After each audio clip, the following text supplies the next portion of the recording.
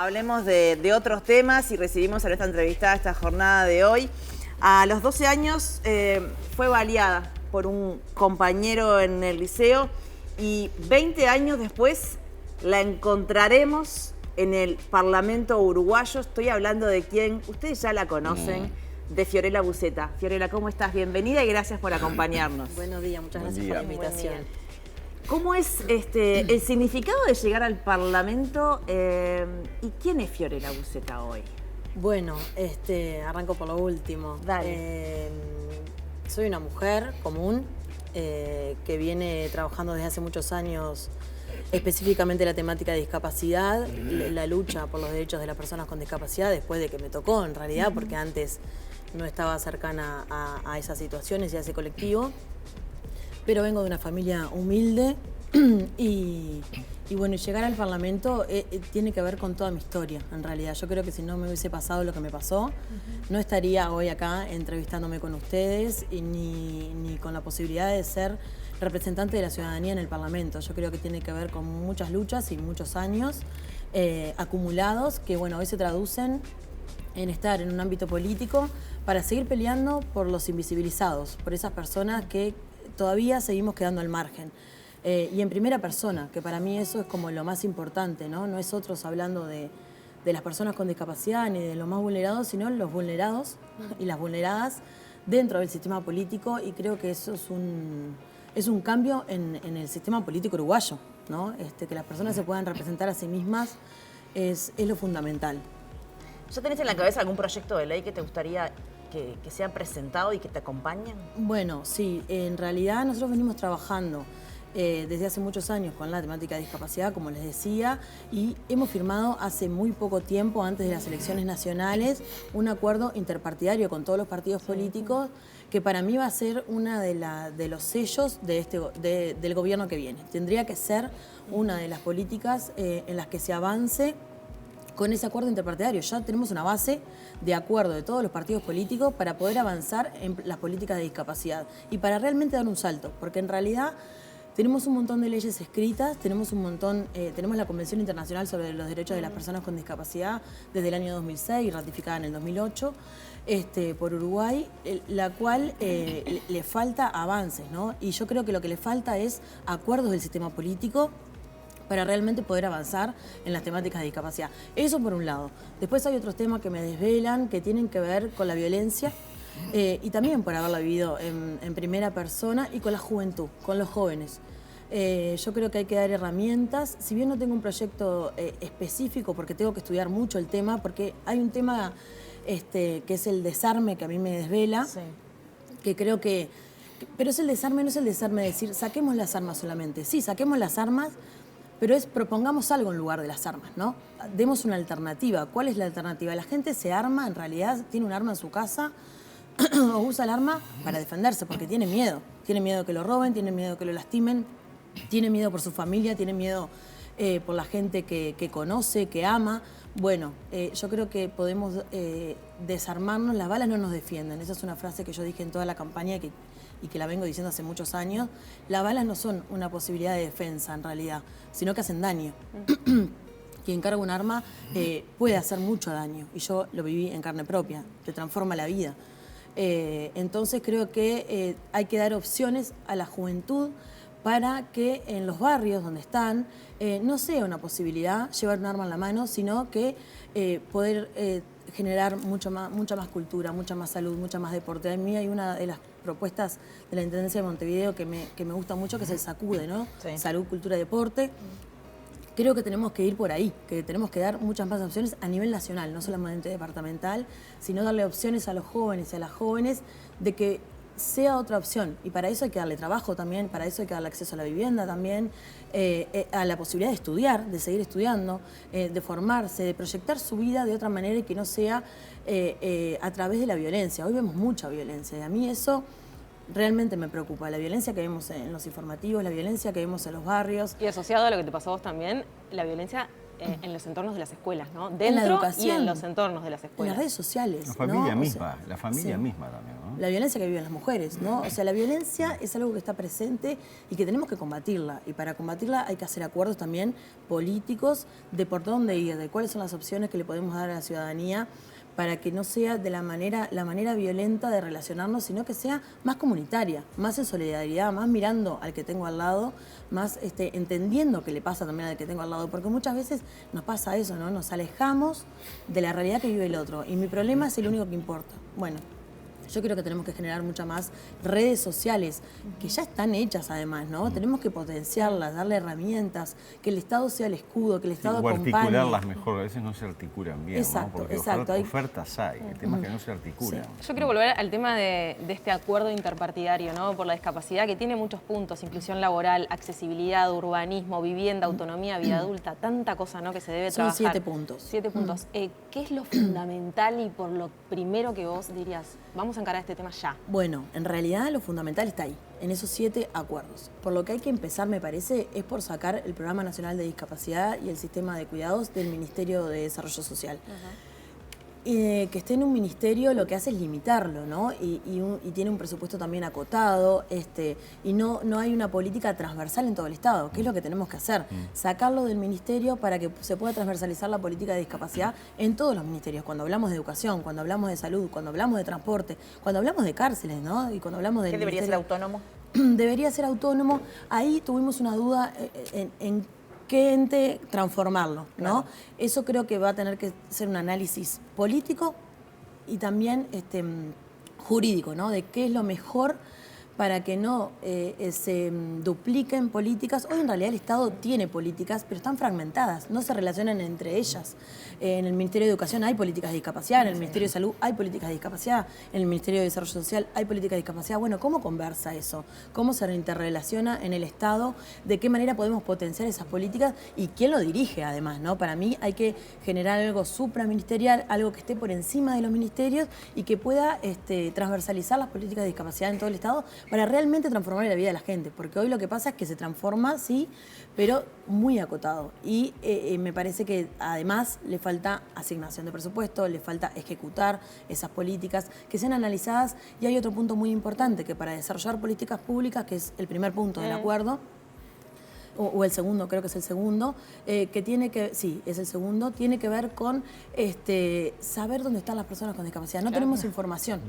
Y si no tenemos información no podemos desarrollar políticas públicas. Entonces una de las cosas que acordamos con todos los partidos políticos es que se genere un baremo único de discapacidad y que podamos analizar dónde están las personas con discapacidad, El censo quiénes son. va a tener Sí, yo creo que el censo, pero el censo tenía preguntas muy vagas, Sí, es no, verdad. no específicas. No específicas. No, Entonces, aparte el espectro de discapacidad es muy amplio. Es súper Uno, bueno, en tu caso es una situación muy clara, pero hay otro tipo de discapacidades que capaz que están más ocultas o más solapadas. Sin Entonces, duda, es difícil llegar a todo. sin duda, y dentro, te diría, dentro de la discapacidad física es muy variado También. también, Muy ¿no? variado. O sea, estamos las personas que usamos silla, las personas que no usan Exacto. silla. Es súper amplio la discapacidad que es más invisibilizada, que tiene que ver con la salud mental, con lo psicosocial, toda esa rama y esa parte que está sumamente invisibilizados de los invisibilizados. Bueno, también tenemos que saber dónde están, quiénes son, qué necesitan, cuál es su situación socioeconómica, bueno, diferentes datos para poder desarrollar las políticas públicas, porque la primera pregunta que siempre se hace cuando vamos a desarrollar es cuántas personas son, a cuántas personas queremos llegar con esta política. Bueno, yo estoy convencida que por más que sea uno, tenemos que desarrollar una política para que las personas tengan sus derechos asegurados, pero tener los datos reales de dónde están esas personas y cuáles son sus necesidades es como el primer paso para después seguir adelante con todos los demás puntos que son igual de importantes y que además yo creo que podemos ir avanzando paralelamente. No hay que hacer una cosa para después avanzar en otra, sino que podemos ir, ya tenemos algunos datos de los censos, del censo 2011 y seguramente cuando se den los datos de este último censo vamos a tener una realidad más ajustada a lo que vivimos hoy.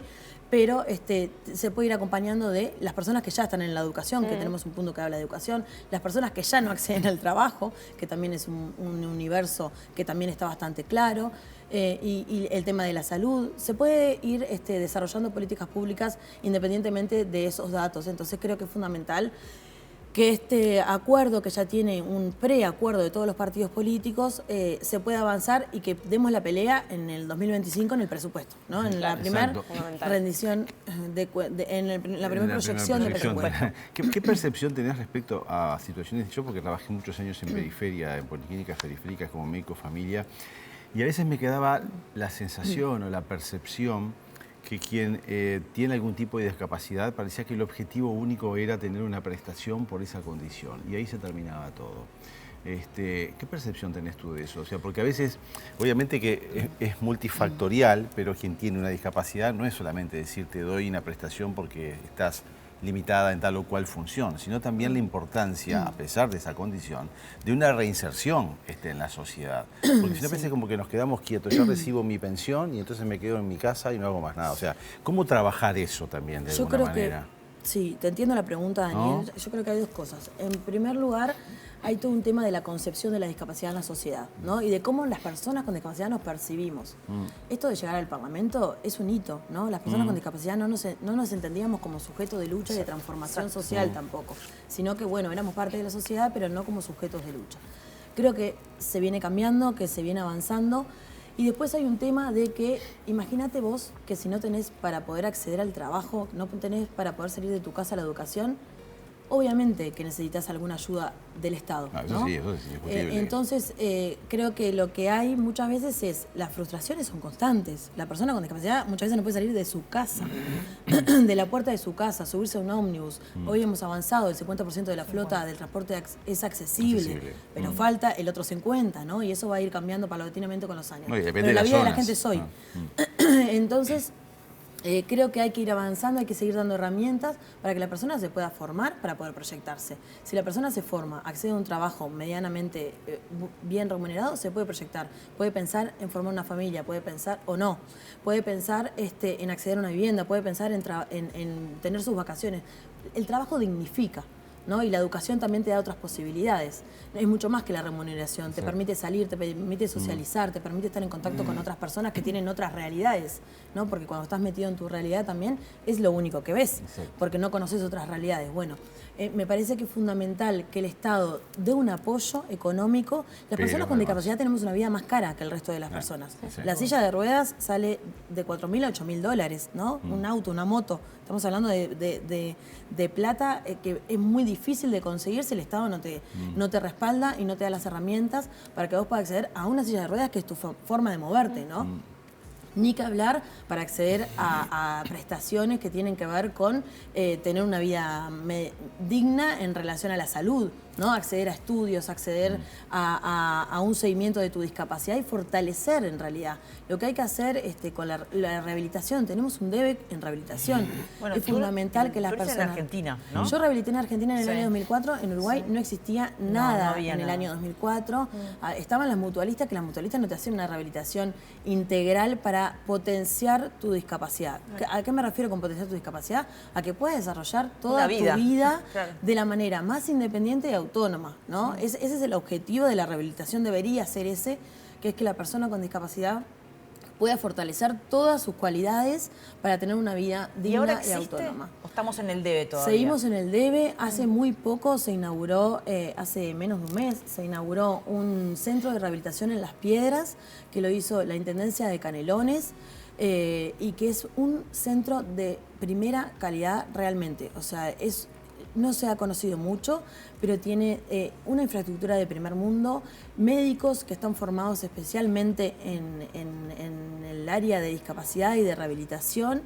Van a trabajar personas con discapacidad dentro del centro, el Movimiento de Autonomía e Independencia, que son personas que ya adquirieron la discapacidad y que van a hacer que el tiempo de rehabilitación se acorte, ¿no? Claro. Porque cuando vos te pasás con otra persona que ya lo vivió herramientas, se acorta el proceso de rehabilitación y entendés que no estás solo también. Entonces te motiva también a rehabilitar y a potenciar tus calidades. Ves hacia dónde podés ir. Si la otra persona ya se rehabilitó y es independiente, vos querés llegar también de alguna manera a eso o por lo menos visualizás una esperanza en el sentido de, bueno, si otras personas pueden ser independientes, yo también puedo serlo, porque al inicio quedás muy dependiente de la familia, muy dependiente de la situación. Entonces es un centro de rehabilitación que realmente para mí yo creo que va a ser uno de los centros que va a generar muchas cosas en Uruguay, porque está diseñado desde la perspectiva filosófica, política, en Canelones, en Las Piedras además no está en Montevideo, sino que está en Canelones, que va a trabajar todo el eje de Ruta 5, que me parece que va a ser realmente, todavía está por empezar a funcionar, recién se están escribiendo las primeras personas, y que me parece que va a ser uno de los centros modelo de nuestro país y que hay que potenciarlo, ¿no? Si el Frente Amplio gana, que es lo que yo apuesto, estoy segura de que va a ser uno de los centros que tenemos que mirarlo y darle mucha atención en lo político, que se pueda incorporar a ese centro, que no quede solamente dentro de la Intendencia de Montevideo, sino que el Estado pueda dar herramientas también y profesionales, ¿no? Muchas veces no es económico, sino profesionales que puedan estar ahí acompañando. ¿Cómo estamos en el debe en lo que tiene que ver con la accesibilidad en la ciudad y en el país, ¿no? Y me refiero a organismos, a edificios tanto privados como públicos. Me consta, porque hace años que trabajo en la Junta, que en este periodo se logró mucho en lo que tiene que ver con accesibilidad gracias a Fiorella, porque digo, ahora pueden acceder a una cafetería que antes no tenía acceso. En las calles de los municipios se han hecho rampas para incluso hasta acceder a la sala de sesiones. ¿Cómo estamos en eso? Sí, Hay que estar, tiene que haber una persona que lo requiera para que eso se cambie, o no debería de ser así. ¿Cómo? Tiene que haber una persona justamente que lo necesite para que eso se cambie. Bueno, en realidad no, yo creo que eso es lo que sucede, lo que pasa, que cuando las personas con discapacidad llegamos a los lugares, transformamos el espacio. Así como lo decimos, aceleramos el proceso, ¿no? Así como lo decimos que cuando las mujeres llegan a los lugares de decisión, también se transforman los espacios, y que estemos las mujeres transforma la forma en que se veían las cosas antes, con una mirada solamente de los varones. Cuando llegamos las personas con discapacidad también se transforma, y vos lo has vivido en este proceso en la Junta Departamental de Montevideo. Se aceleró el proceso, se venían haciendo cosas, la Junta Departamental ya tenía cosas hechas, tenía el baño accesible, pero se hizo un presupuesto específico para avanzar de manera sustancial en la accesibilidad, y te diría que creo que lo que queda adaptar en la Junta Departamental es darle una visión un poco más integral de las discapacidades, porque en realidad está mucho más adaptado a lo físico. Nos falta todavía potenciar otras discapacidades para que lleguen otras personas con discapacidad al Parlamento de Montevideo. Pero el avance realmente ha sido sustancial. Lo que decías vos, desde el acceso a la cantina hasta el acceso a sala, ¿no? Que también es una apuesta ahora para el Parlamento Nacional. Poder hacerlo accesible realmente. Y yo creo que eso es ejemplarizante, ¿no? O sea, si el Parlamento es accesible, después todas las políticas también se van a poner. Yo hay una frase que digo que es ponerse los lentes de la discapacidad. Poder ver a través de la accesibilidad cuáles son las fallas del Estado. Y lo que vos decías, en organismos del Estado todavía falta. Entonces creo que no se han impulsado. Son como pequeños pasos que se han ido dando aleatoriamente, ¿no? Y en voluntad a políticos o a personas que han ocupado esos cargos, o porque han llegado funcionarios con discapacidad y se ha tenido que acelerar el proceso. Creo que con esto de llegar al Parlamento es importante decir, esto es un tema que no se puede postergar más, que tenemos que asignarle un rubro y tenemos que efectivizar esas políticas de discapacidad para que nadie se quede afuera. Hay millones de personas en situación de discapacidad que van a hacer trámites bueno, no sé si millones, pero muchas personas, porque no todos llegan, ¿no?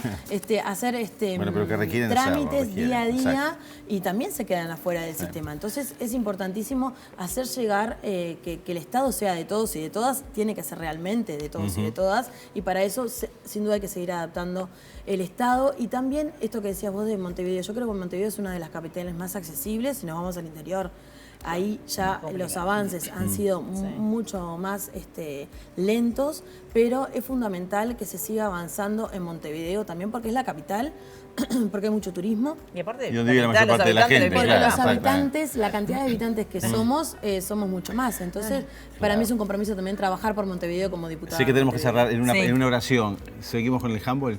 No sigo con el handball. No sigo con el handball. Estuve con yoga y ahora hace tiempo que no estoy haciendo nada. Tengo que seguir. Gracias, Fiorella. Muchas gracias a ustedes. Muchas gracias por visitarnos.